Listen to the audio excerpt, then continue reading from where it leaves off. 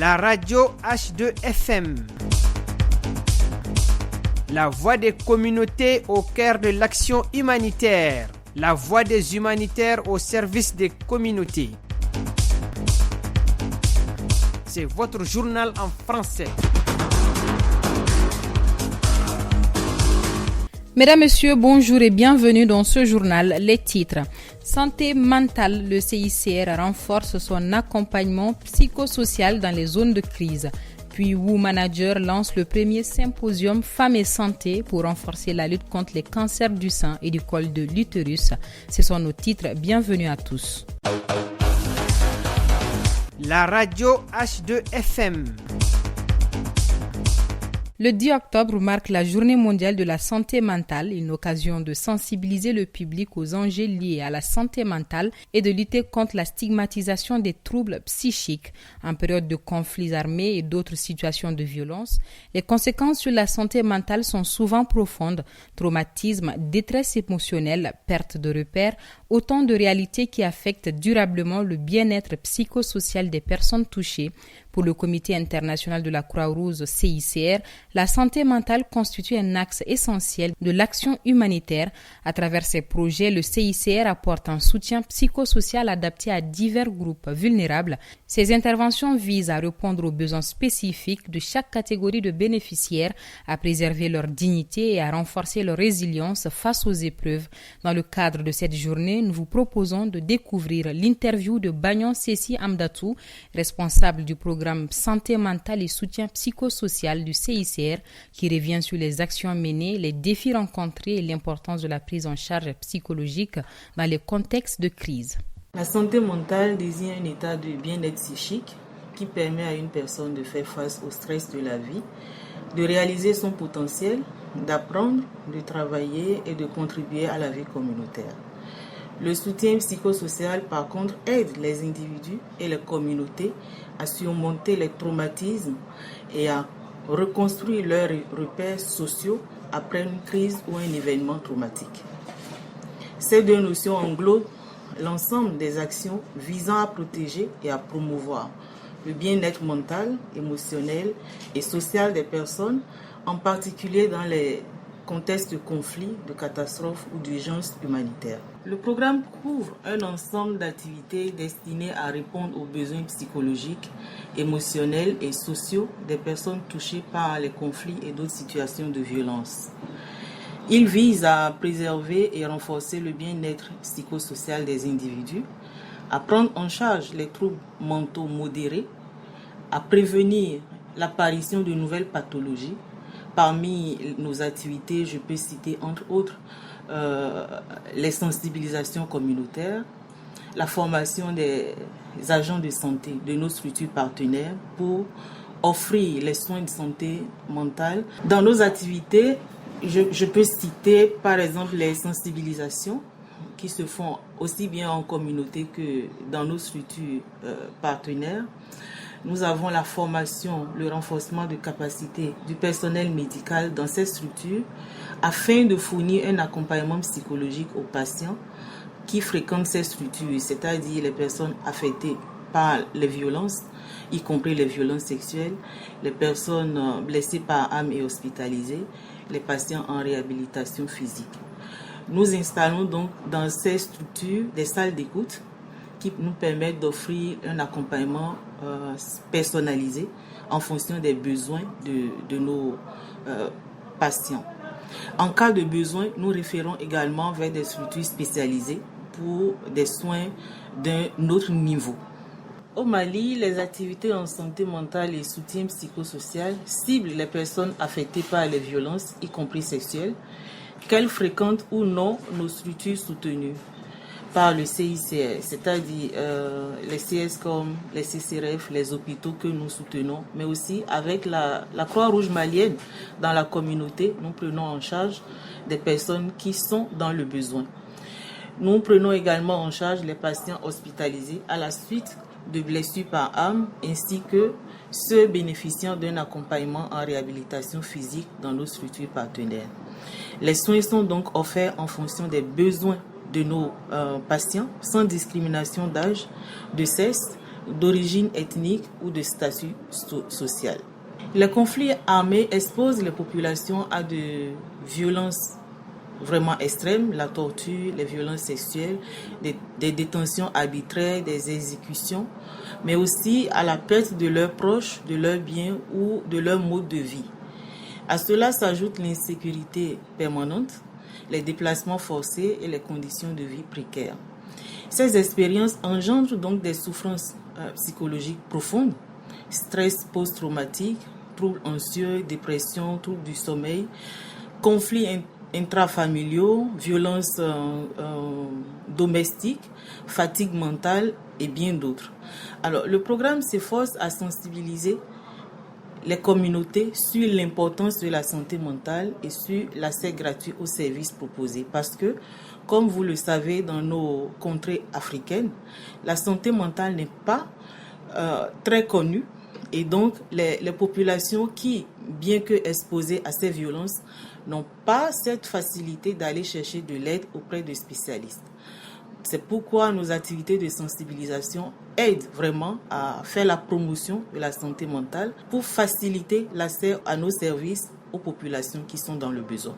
Nous sommes en octobre, mois mondialement consacré à la lutte contre les cancers du sein et du col de l'utérus, un mois de solidarité, de sensibilisation et d'engagement en faveur de la santé des femmes. Au Mali, cette dynamique prend une dimension particulière avec le lancement du premier symposium Femmes et Santé, une initiative portée par WoManager sous la direction de Téné Samaké, fondatrice et directrice de l'organisation, placée sous le thème « Ensemble pour prévenir et agir contre les cancers du sein ».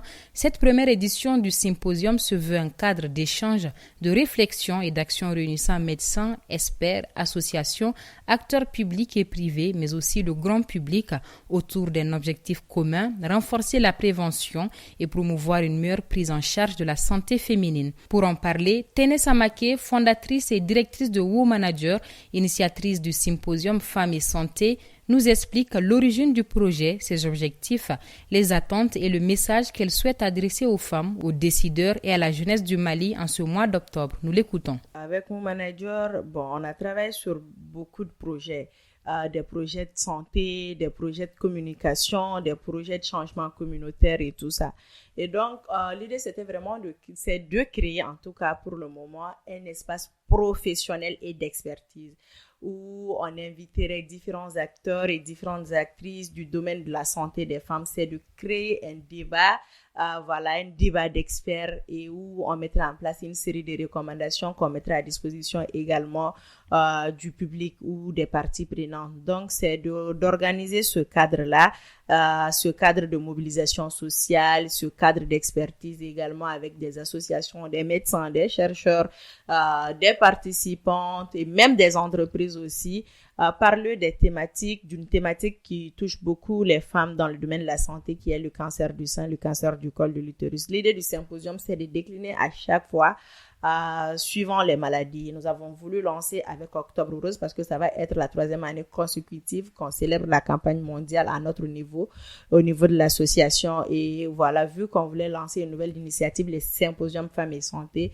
nous avons directement pris la thématique d'Octobre Rose. Donc, ça va être ça le cadre du symposium. C'est une série d'activités durant le mois d'Octobre Rose. Nous avons fait le lancement officiel le 1er octobre dernier.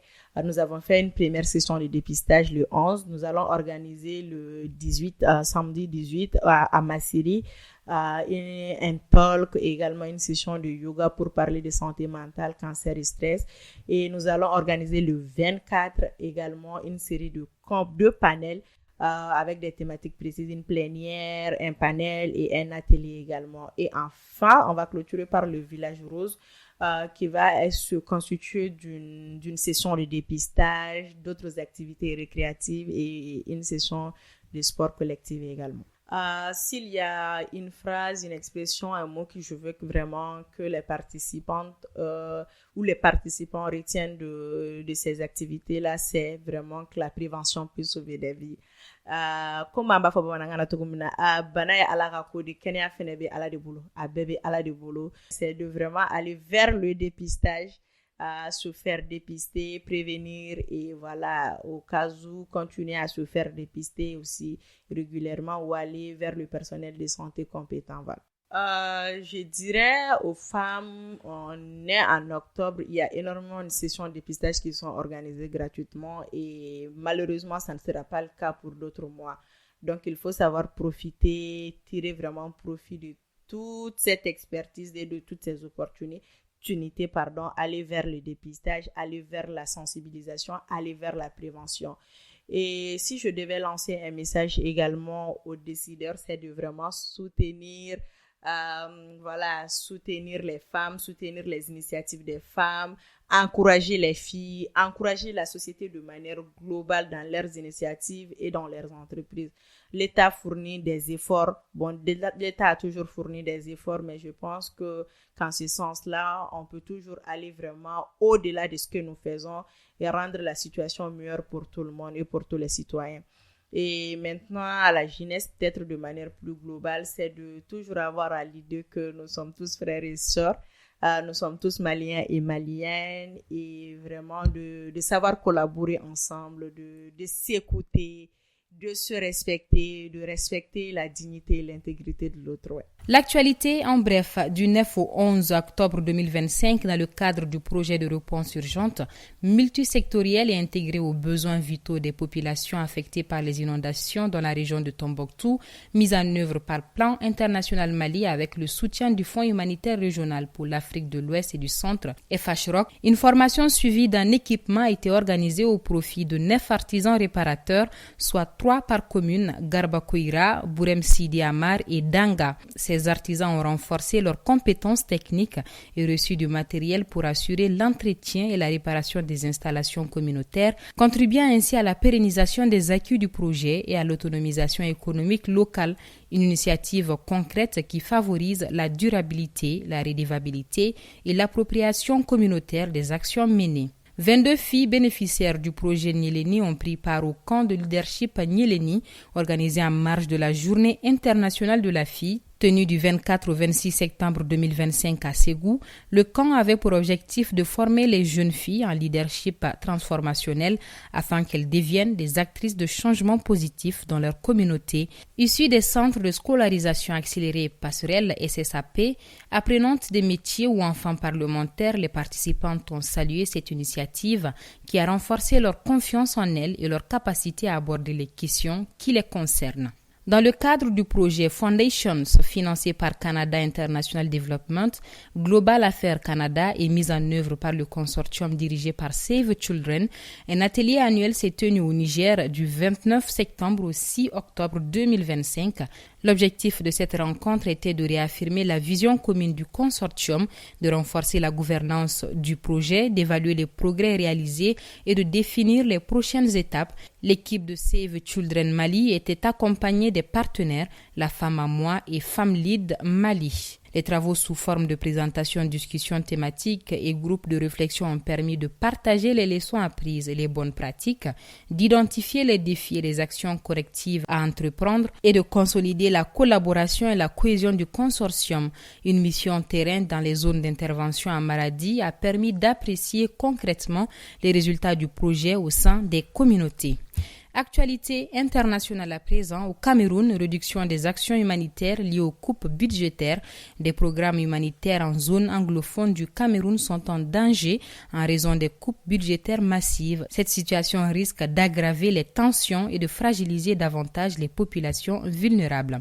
Gaza, fermeture de sites de distribution de nourriture gérés par une structure controversée. Dans le cadre du cessez-le-feu, plusieurs sites de distribution de nourriture gérés par la Gaza Humanitarian Foundation, soutenus par les États-Unis et Israël, ont été fermés.